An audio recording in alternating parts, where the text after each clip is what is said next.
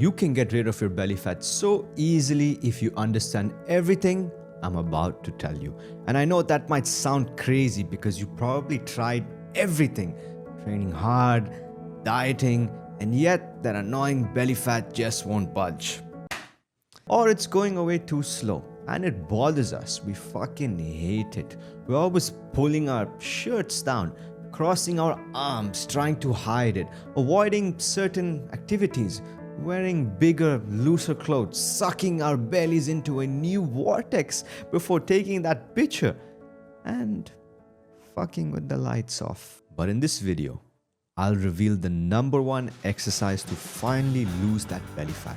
You'll learn why it's so effective, easy to start, and how we can easily lose the belly without having near-death experiences in the gym and not have to give up the foods you love that keep you happy and not wanting to kill yourself. When I was younger, I so desperately wanted abs. I was on those huge block computers looking for ab workouts all the time. There was a point I was going to the gym twice a day, once to lift weights and once to just work on my abs so I can be one of the cool kids. And I worked my ass off. I did all the best exercises for abs, your crunches, your leg raises, your sit-ups, everything. I even gave up my favorite desserts and I wanted to slice my toes off after that.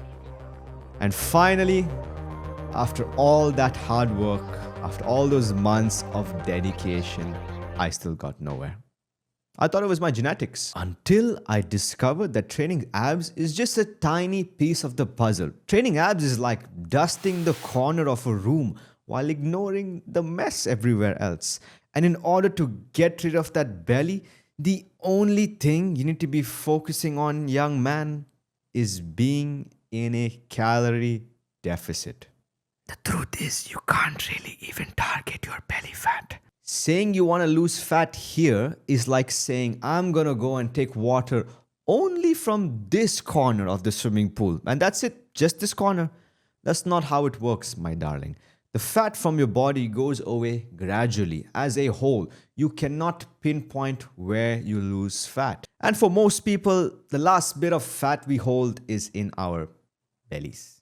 No matter what you eat, how much you train, if you're not in a calorie deficit, you will not lose fat. You can do 10,000 sit-ups, work out every day. If you're not in a calorie deficit, the belly is staying. And the number one exercise to help you put yourself into that calorie deficit and start losing that belly fat is walking. That's right. Here's why. Imagine if I were to throw you onto an island and leave you stranded there for a month and say you weigh about 70 kgs. Your body would hypothetically need around 2,000 calories to just maintain itself and do your general shit, whatever it is that you do on that island. 60% of the calories go on basic bodily functions. Your breathing, your farting, all that shit that goes inside your stomach. That sound your stomach makes when you're hungry?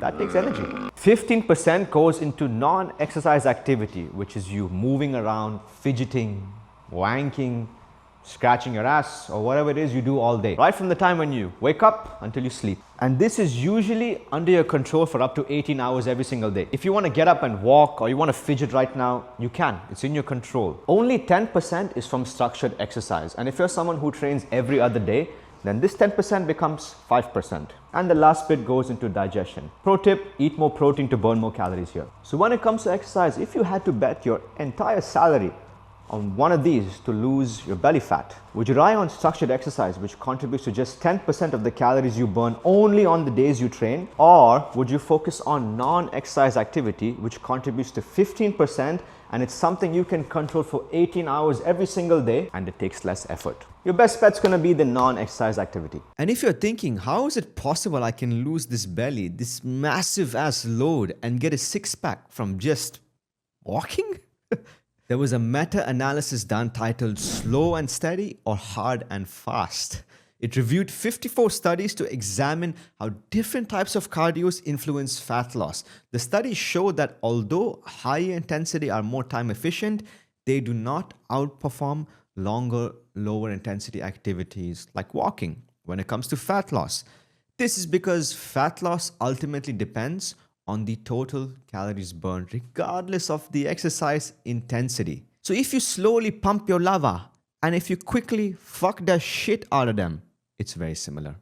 Think of the race between the rabbit and the turtle.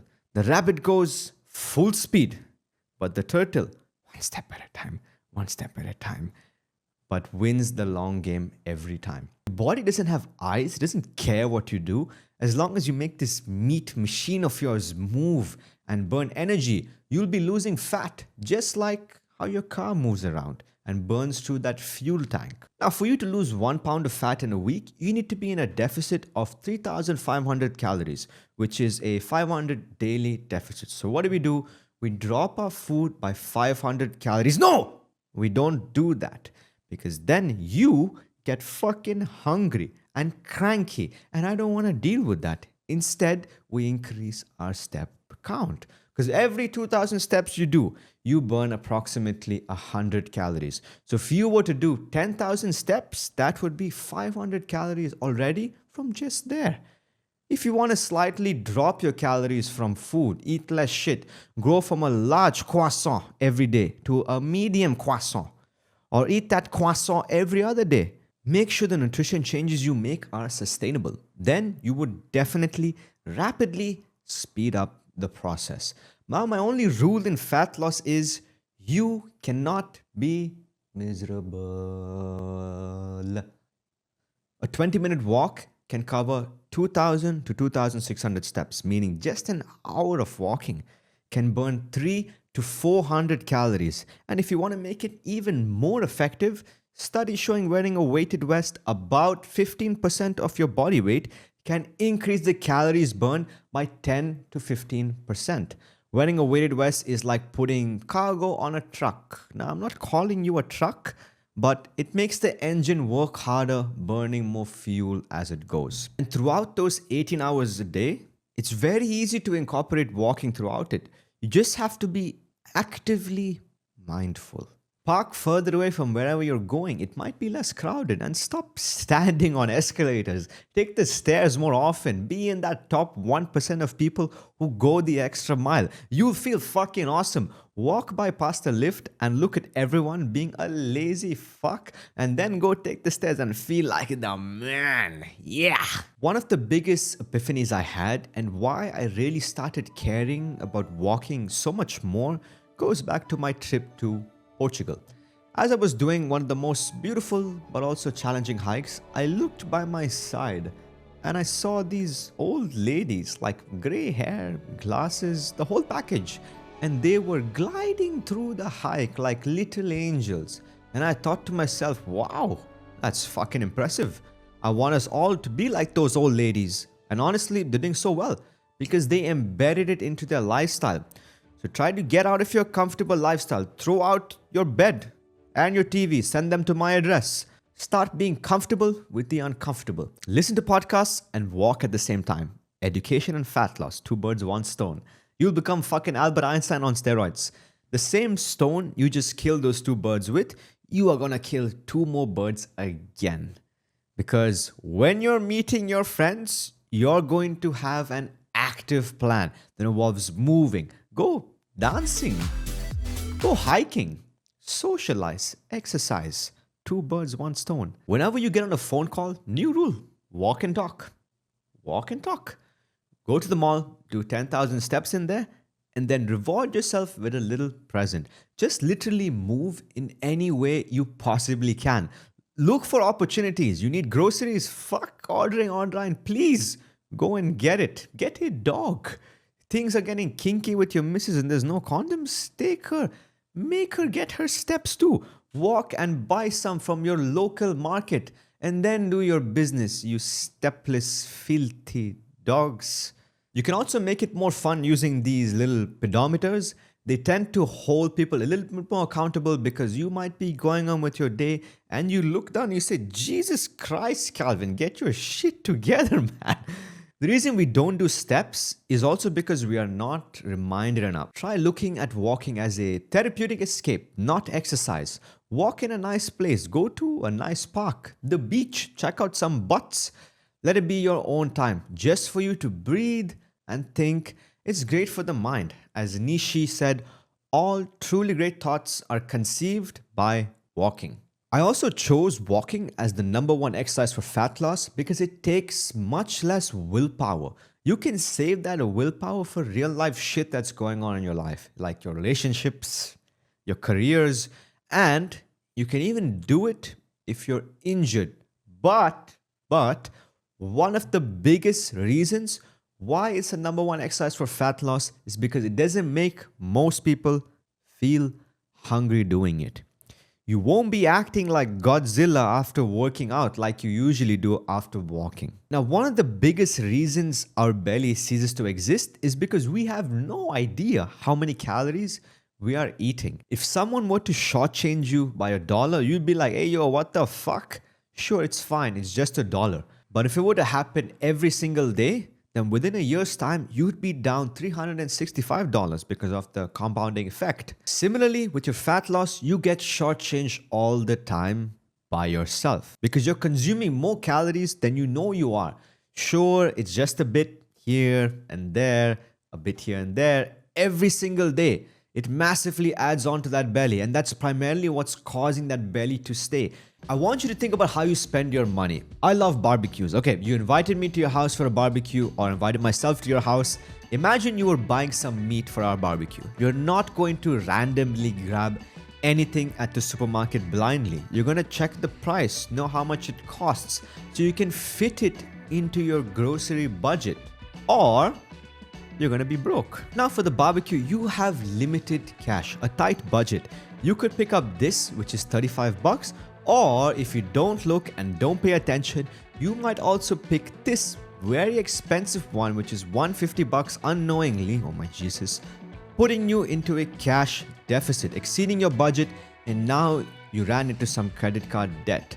I want you to start thinking of the daily calorie amount you're supposed to be eating as a budget. Say to lose weight, you need to be eating about 1,500 calories. That's your budget. If you exceed this budget, you will end up fat or, in our previous analogy, with some credit card debt. Would you rather be fat or have credit card debt? That's an interesting question. Let me know in the comments what you guys think about that one. So before you eat something, you need to ask yourself, how much does it cost? How many calories are there in this? 500? Okay, I can afford that. Not counting calories is like wandering in a foreign city without a map, hoping you meet a beautiful princess. You might end up where you want to go, but you're probably going to get lost along the way. And to master staying in your budget, all I'm asking you to do is count your calories for just 1 month. Because when you do this, you will get one of the best life skills you can get, which will help you lose a shitload of fat, and that is knowing how many calories are in the foods we eat. Because then you can go on and make much smarter decisions when budgeting in your food. And then your plate doesn't have to look like hospital food when you're trying to get into shape. Now you feel like having a dessert. You could have a slice of cheesecake, which you know is 500 calories. And you could also have a 200 calorie ice cream cone. And maybe the ice cream cone would satisfy you more. And you could easily afford it that day. By following this budgeting system, you can lose that belly and you can be happy all at the same time. Now, with that being said, this is fattening if you overconsume them and go over your budget. And this is not fattening if you consume them and stay within your budget. And this is fattening if you consume them and go over your budget. But this, however, is not fattening if you consume them and stay within your budget. And the science behind why a calorie deficit works, going back to the island which we left you at, now your body needs 2,000 calories to just maintain itself. All that's there on the island are a few coconuts and they don't give us enough energy. Let's say you have one coconut which gives you 500 calories. Your body still needs 1,500 calories more to do all that shit it needs to do. Now, your body can't go to the nervous system for energy because it has to run the body. It can't go to the muscles because that's not the most efficient way to do things. It needs its muscles for many reasons. But then it looks at the fat, and the fat's just idle, ready to be used. So your body uses stored body fat for energy, and that's how the fat goes away. And honestly, just to be transparent, over the years, my opinion has changed on walking. This was me a while ago. Walking is good for exercise, but you know who else loves walking for exercise? My grandma. Just kidding, it's a great way to burn more calories and lose fat. But is it the best way to... I was not such a big fan of walking because I had come from a hard training background. 3 years ago, I was training jiu-jitsu and I just gotten my blue belt. And since there were no white belt competitions where I lived, I was super excited to finally compete so I can go and smash some people. I was training a shitload, 2 to 3 times a day, and I was preparing really hard. Some of my training partners in my team were in the exact same competition.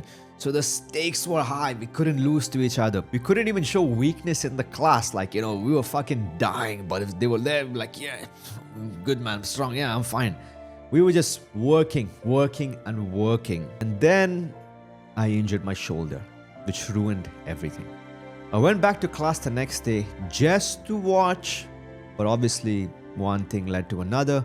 I couldn't just sit there. I went to fight. I was having the time of my life until I suffered the worst possible injury. I dislocated my shoulder.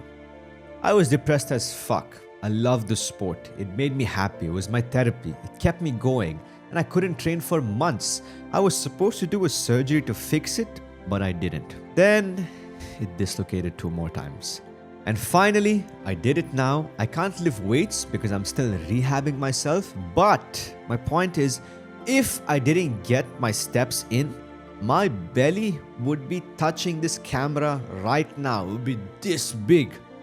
But the steps saved my ass. Also for me, giving up the food I love for a drop in 5% of body fat might not always be worth it. As long as you're healthy, strong, moving well, and confident, that's what matters the most. You should be walking for your health and fat loss, but you should also be lifting weights. By lifting weights, you're not just burning more calories, putting you into that deficit, but you're doing a shitload more for your body. You're improving your metabolism, you're building muscle, you're improving your bone density, you're getting stronger, you're moving better, you're feeling better. But what is the best exercise in the gym?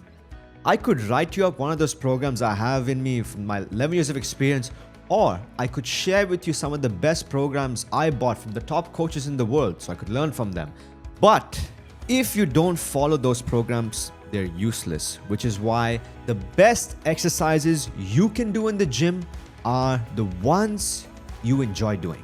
The ones you can actually follow and do on a consistent basis. The ones that don't make you go like, fucking hell, this shit again. I want to kill myself.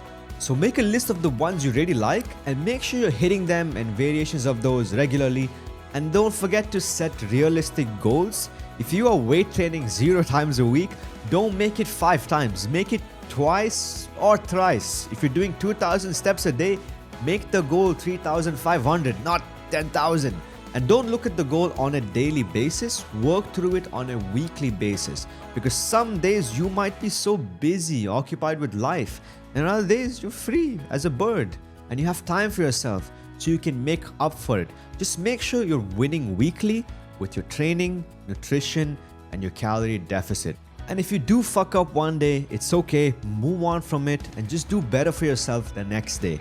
Until you finally get rid of that belly and get that confidence you wanted. But when it comes to confidence, posture plays a huge role, not just in how do you look, but also how you feel about yourself. If you'd like to optimize your posture, making you look and feel so much better in everything you do, whilst also getting rid of that pain you might suffer from, then watch this video because I cover the entire posture system which I use to transform so many people's life, and I hope it does with you too. Keep smashing, guys.